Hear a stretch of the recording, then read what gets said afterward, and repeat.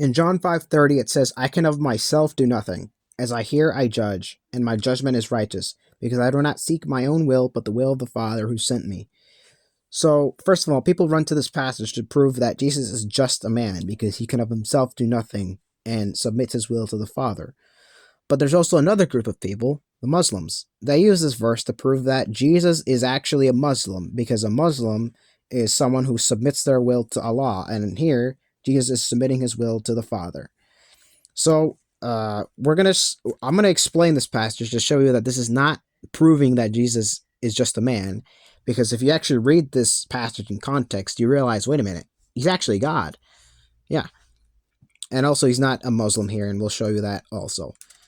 So, of course, I'm going to the beginning of the chapter to get the explanation of what this actually means, and this is what you should always do. When there's a verse that confuses you, remember, go to the beginning of the chapter, or even if you go a few verses before, you might get the explanation. So make sure context is absolutely important. You're not going to understand that verse if you don't understand the context. So understand the context, or look at the context to understand it. All right.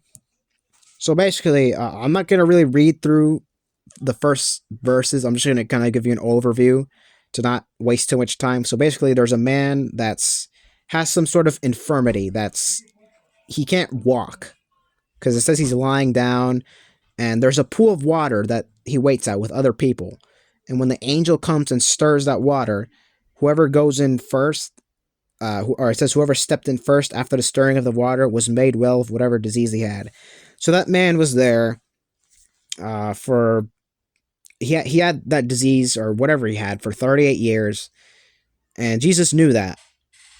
And keep that in mind. Jesus knew that. He didn't have to be told that. It says Jesus saw him lying in.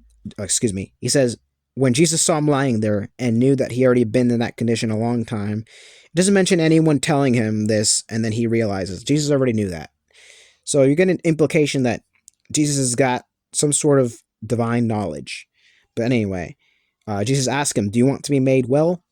And the sick man answered him, "Sir, I have no man to put me into the pool when the water is stirred up. But while I am coming, another steps down before me." So here we're getting really strong implication that this man can't walk. Maybe he can crawl, but he can't really walk. He can't move comfortably. So when the water is stirred, he's gotta no one puts him in. There's no one there to put him in, and he can't move fast. So other people just go in before him. And Jesus says to him, "Rise, take up your bed and walk." And immediately the man was made well, took up his bed, and walked. Wow. What a miracle. And there's more to the verse. And that day was a Sabbath. So if there's Jews around, which there were, they're gonna have thoughts about that. The Jews therefore said to him who was cured, "It is the Sabbath. It is not lawful for you to carry your bed." He answered them, "He who made me well and said to me, 'Take up your bed and walk.'" This is going to be a little bit more important later about the authority of Jesus. Then they asked him, "Who is the man who said to you, 'Take up your bed and walk'?" But the one who was healed did not know who it was, for Jesus had withdrawn, a multitude being in that place. After Jesus found him in the temple and said to him, "See, you have been made well. Sin no more, lest a worse thing come upon you." The man departed and told the Jews that it was Jesus who made him well. So, yeah. This is the context. Jesus healed a man. The Jews saw the man walking, and hey, that's the Sabbath. What are you doing walking, carrying your bed? And the guy says, well, there's a man that healed me, said, "Take up your bed and walk." So he's obeying the authority of Jesus, but how can Jesus have the authority to tell someone on the Sabbath, take up their bed and walk? Now it's starting to get a little interesting. Just kind of think about that for a second. If Jesus is just a man, does he really have the authority to tell someone, take up your bed and walk? All right, now let's go to verse 16. For this reason, the Jews persecuted Jesus and sought to kill him, because he had done these things on the Sabbath. And now this is a very key verse, verse 17. But Jesus answered them, "My Father has been working until now, and I have been working." Whoa, wait, hold on, stop. The Father's been working until now, and I've been working. What in the world does that mean?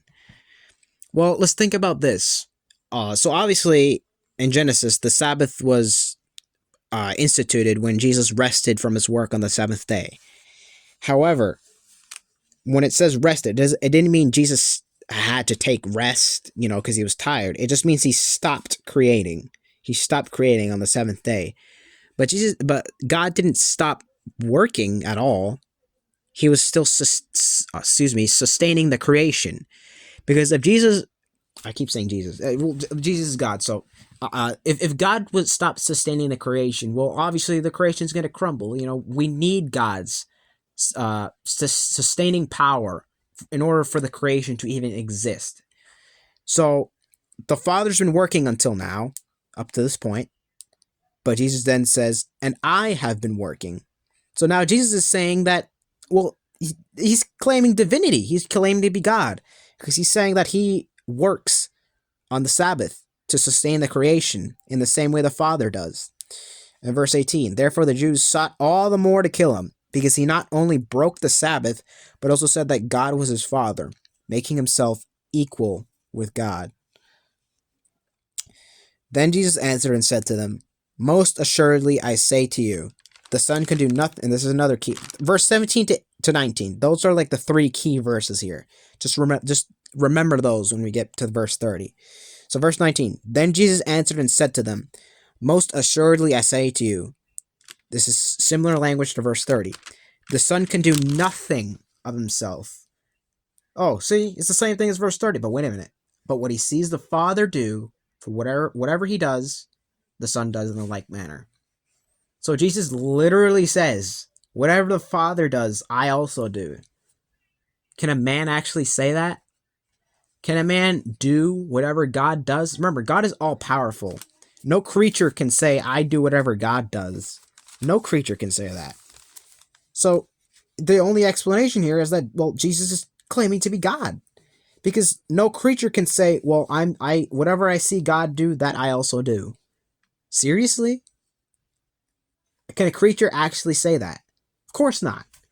So, of course, when someone reads verse 30 here, oh look, see, Jesus doesn't have any power. He can't do anything of himself. I immediately think you didn't read the chapter, did you? You definitely didn't read the chapter. And this is something important when people use verses like this. Maybe sometimes you can ask them, did you read the chapter?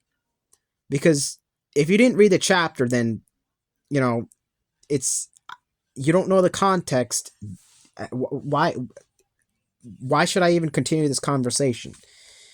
When using verses to prove a point, it's very important that you know the context and that you actually read the whole chapter and not just say things arbitrarily. Just say, hey, look, this verse, Jesus can do nothing of himself. So we just read verses 17 to 19. Jesus is quite clearly portrayed here as God, yet distinct from the Father. For the Father loves the Son and shows him all things that he himself does, and he will show him greater works than these, that you may marvel. For as the Father raises the dead and gives life to them, even so the Son gives life to whom he will. For the Father judges no one, but has committed all judgment to the Son. Wow. The judgment, all judgment is committed to the Son. Not the Father, the Son. That all should honor the Son just as they honor the Father. Just as they honor the Father. They honor the Son in the same way they honor the Father. Wow. He who does not honor the Son does not honor the Father who sent him. So, I think I've proved my point at this point. You keep reading, Jesus still preaching to the Jews, but I proved my point at this point. Jesus is God here. So when he says, what does verse 30 mean then? It doesn't mean that Jesus is just a man and can't do anything of himself or by himself. He can't do anything. He doesn't. It's that because he's God and God cannot do things contrary. He can't contradict himself, right? So Jesus does not contradict the Father. He does whatever the Father does.